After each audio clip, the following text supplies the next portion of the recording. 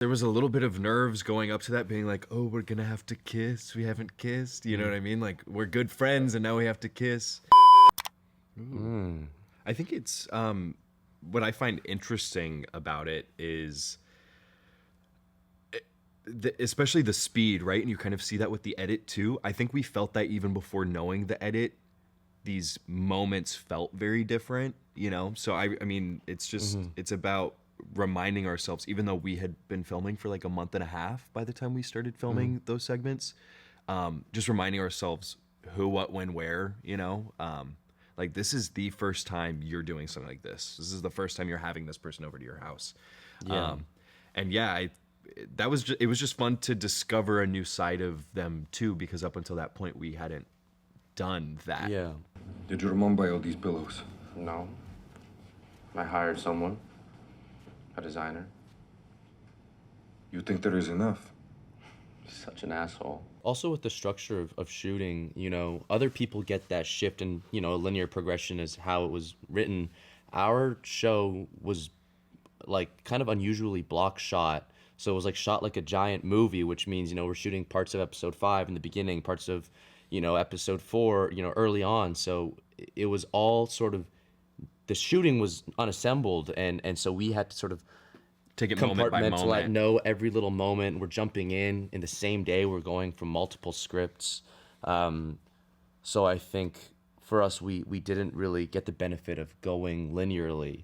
You know, we had to hold the entire story and then go in on command to these different points that these characters are at. Yeah. I think that what really anchors them is not the sex itself, but what's going on in their life outside of that and how that affects the sex. Like for me and Ilya's journey, it was like, okay, so this is this part of the story when this happens with his family, and then this is the part of this where you lose this game, you know, and we see that referencing episode 2, you see that shift after, you know, after the Olympics and then after winning the cup. Like, you see how that affects their dynamic and how that affects the sex for that moment. And then, you know, in turn, how that affects them after the sex like that. So I think it's really about, I think it's kind of the reverse, which is mapping their lives outside of that. And then how do they show up sexually and romantically because of this, this, and this. For Ilya, at least. I don't know if he feels the same for Shane. Yeah, I felt like the approach was, you know, I always knew where I stood on that sort of debate. I always felt, you know, handled the right way, sex does have a huge place in storytelling. And with this show, we got the benefit of the sex scenes being treated as, you know, deliberately as the conversation scenes, almost more, because we had rehearsal for them. We had conversation about the conversation that's happening within them. And, you know, hopefully this show kind of proves how, you know, if you skip the sex scenes, or you kind of go, oh, this is for the people who just want to see some raunchy like sex or lust, you know, you miss the story. Come here. No, you come here. No, you come here. No, you come here. Episode 1 is, what is it? I think it's like 29%. I spat all over. 29% like intimate scenes. And, you know, some people could be like, oh, so, you know, that means 71% story, but that's not true. It's most of the story is in that 29%. I mean, after our first, we had a rehearsal day where for a half day we literally just walked through every intimate scene in the script. And I mean, let's be honest, there was a little bit of nerves going up to that, being like, oh, we're gonna have to kiss. We haven't kissed. You know what I mean? Like, we're good friends and now we have to kiss. But the moment we started doing that, you're kind of like, oh, I can do it. You know, it's kind of like with acting. It's with any part of acting. Honestly, I think I was more nervous for our first speaking scene than I was for our first, you know, intimate scene. Because that's also super vulnerable and you feel really naked, you know, just putting yourself out there and being like, well, this is how this character shows up. You know, this is what the character is, you know?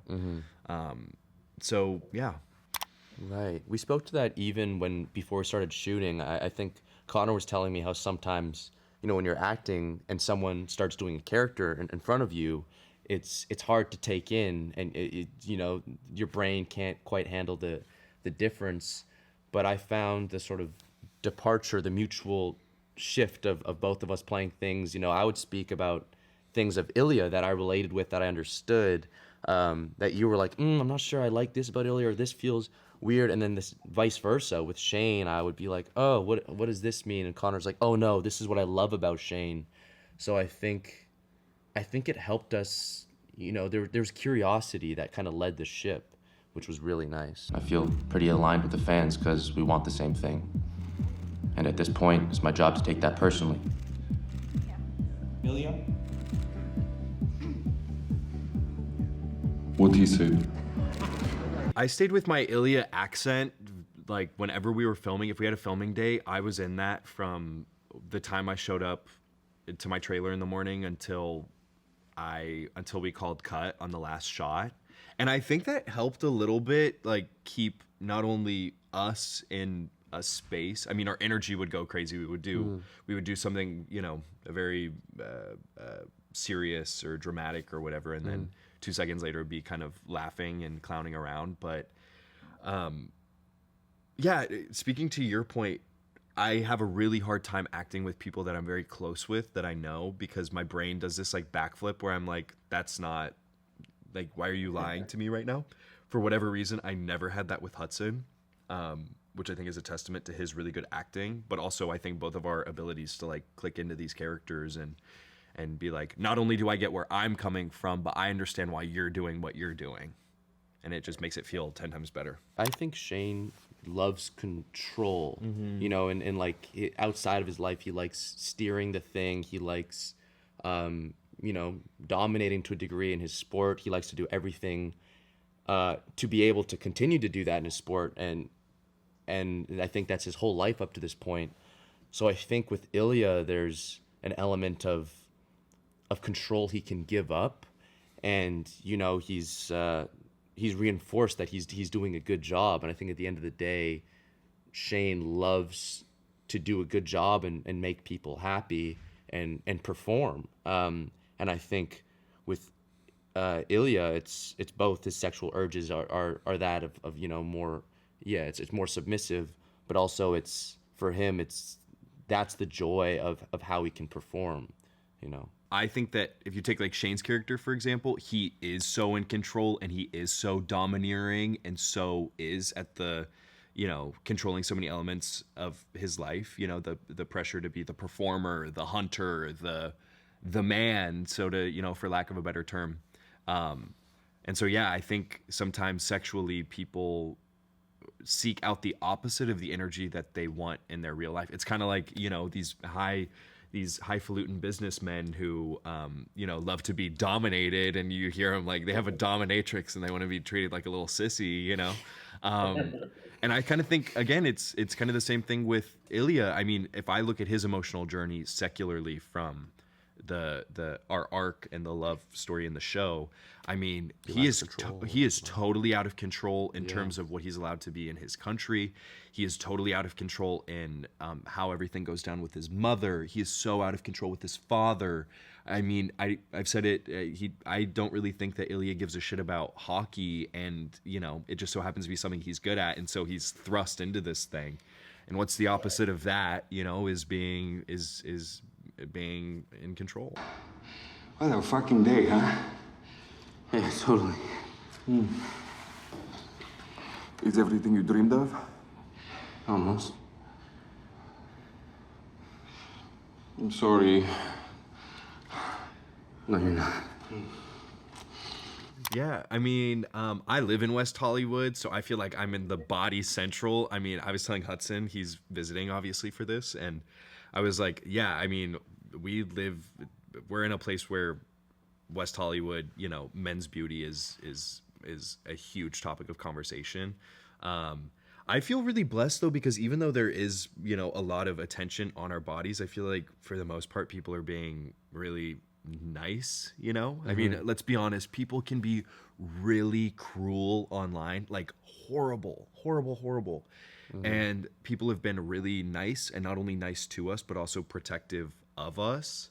So I just feel blessed. Honestly, could have gone really bad. People are evil sometimes, and I haven't been experiencing that, so it feels good. Keep it coming, Yeah, we've talked about this a lot, both with Jacob, between ourselves, and yeah, I think on the surface it's, confusing that possibly like why would straight women like this, but also Jacob has said it. There's so little care into that thought. The fact that this show is going like, what, straight women like this, and both I think, I was talking to you about this. I think there's both a chances element or like a statistic element of like in a straight relationship, if you're a straight woman, you don't fancy the gent in the story, or maybe you're not attracted to him.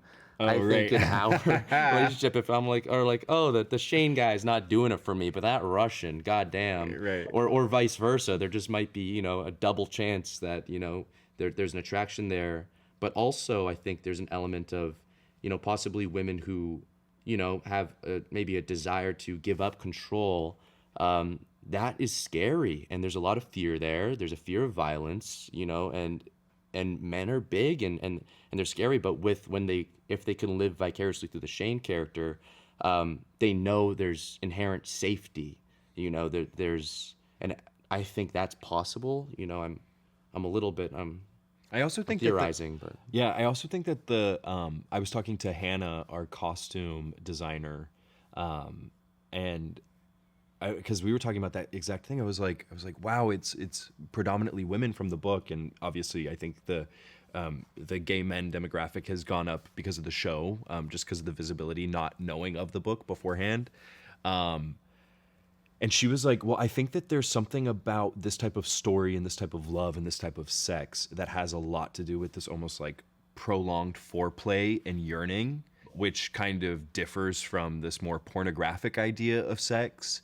And she's like, I think that's what the female audiences are really drawn to. And I think she was like, I think it's more so geared towards a feminine gaze. Right. Which is super interesting because it's true. I mean, that's why we like romance. Yeah. It's not just the sex or whatever. It's the moments in between where you see desire and this pull towards vulnerability and connection. I would also want to add, like, it made me think, like in a straight hetero normal romance, it's usually you fall into tropes and stereotypes where the woman is the communicator, and the guy's the closed off. That's usually the archetype we see. So I think that it's two men, it's, well, someone has to do the talk, like communication needs to happen. So like, which one of you motherfuckers is going to do it is sort of enticing, because they're like, so men are capable of having communication. They can get somewhere. They're not completely right.